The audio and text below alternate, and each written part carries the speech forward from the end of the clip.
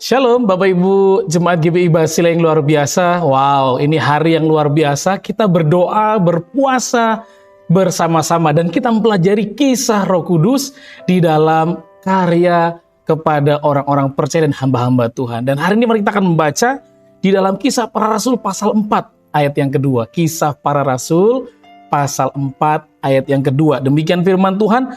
Orang-orang itu sangat marah karena mereka mengajar orang banyak dan memberitakan bahwa dalam Yesus ada kebangkitan dari antara orang mati. Nah, Bapak Ibu dikasih Tuhan Yesus, peristiwa kematian Yesus dan kebangkitan menggoncang orang hari itu. Dan juga sampai hari ini menjadi perdebatan, menggoncang pemikiran banyak orang. Bagaimana manusia kemudian bisa bangkit dan kemudian naik ke surga. Dan yang luar biasa di pasal yang kedua yang sudah kita pelajari, yaitu turunlah Roh Kudus yang menjamah setiap orang. Dan akibat pekerjaan Roh Kudus itulah yang kemudian diperbincangkan di ayat keempat ini Bapak Ibu. Ini menjadi pelajaran yang menarik Bapak Ibu ya. Hari itu orang mulai terganggu pemikirannya, terganggu, tergoncang imannya karena ada sesuatu yang eksklusif terjadi, sesuatu yang luar biasa terjadi. Apa yang terjadi? Dua hal yang terjadi, yaitu pengajaran tentang kebangkitan dan keselamatan dalam Yesus, tapi mujizat dinyatakan sesuai dengan janji Tuhan. Bapak Ibu dikasih Tuhan Yesus, ini pelajaran menarik. Orang-orang menjadi marah bukan karena kejahatan seperti hari ini. Orang menjadi marah bukan karena tersinggung. Orang menjadi marah bukan karena namanya dijelekkan di media sosial. Orang menjadi marah bukan karena seseorang pansos melalui kehidupannya. Tetapi orang marah karena sebuah kenyataan realita yang sangat luar biasa. Apa itu realitanya? Cara hidup murid-murid Yesus. Kalau kita pelajari kemudian di ayat yang kita baca di pasal 4 ini, ketika kemudian Petrus, Yohanes ditangkap, dimasukkan dalam penjara, dan waktu dalam sidang, ditemukan cara mereka menjawab itu luar biasa. Dan sekali lagi, Roh Kudus bekerja ketika mereka tertekan, ketika mereka diperhadapkan pada masa yang susah, sulit. Firman itu kebenaran bahwa kita tidak pernah yatim piatu atau sendiri karena ada pribadi Roh Kudus yang menyertai Anda dengan saya. Waktu orang-orang yang dianggap biasa ini bisa menjawab dengan hikmat yang luar biasa, mereka kaget saudara ya. Bapak Ibu, ketika engkau menghadapi situasi yang sulit hari-hari ini, maka Roh Kudus yang sama tetap turut bekerja mendatangkan kebaikan bagi Anda dengan saya yang percaya. Orang-orang mungkin hari itu marah karena realita kebenaran. Dan hari ini mari hal yang sama harus terjadi dalam kehidupan kita.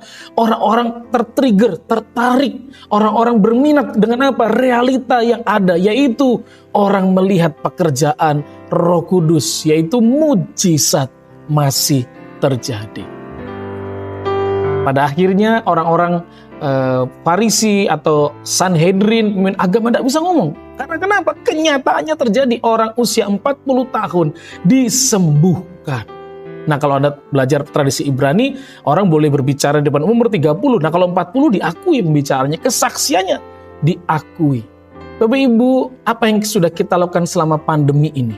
Apakah Anda terus tinggal dengan Roh Kudus? Apakah Anda terus bergantung dengan tuntunan Tuhan?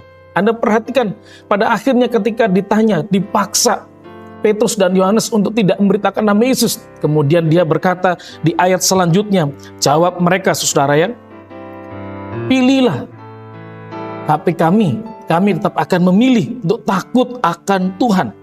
Ayat yang ke-19, silakan kamu putuskan sendiri manakah yang benar di hadapan Allah, taat kepada kamu atau taat kepada Allah. Mengapa mereka berani mempertahankan? Mengapa mereka berani menceritakan nama Yesus? Karena mereka punya hubungan yang eksklusif.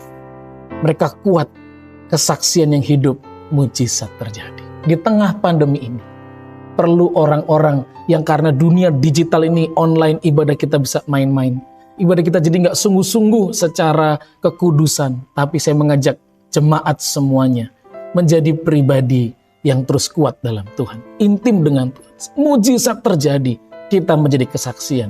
Satu, keselamatan. Yang kedua, kesaksian apa? Bahwa ayat yang ke-12 kemudian mengatakan, dan keselamatan tidak ada di dalam siapapun juga selain di dalam Yesus. Sebab di bawah kolong langit ini tidak ada nama lain yang diberikan kepada manusia yang olehnya kita dapat diselamatkan. Hari-hari ini orang perlu keselamatan. Mari seperti Petrus dan Yohanes, ketika Roh Kudus menjamah, mengurapi, turun atas kita, menjadi kesaksian. Nama Yesus harus diberitakan. Nama Yesus harus disampaikan. Keselamatan harus dibagikan. Karena Yesus adalah Tuhan bagi dunia, tidak hanya bagi orang Kristen. Saya mengajak setiap saudara Jemaat GBI Basilean, mari menjadi pribadi yang mengandalkan Roh Kudus. Hidup intim melekat dengan Tuhan, sehingga menyatakan mujizat dan keselamatan Tuhan. Kiranya kita akan terus dengan doa puasa kita menjaga hubungan intim dengan Tuhan, menikmati hadirat Tuhan, menikmati kekuatan yang baru.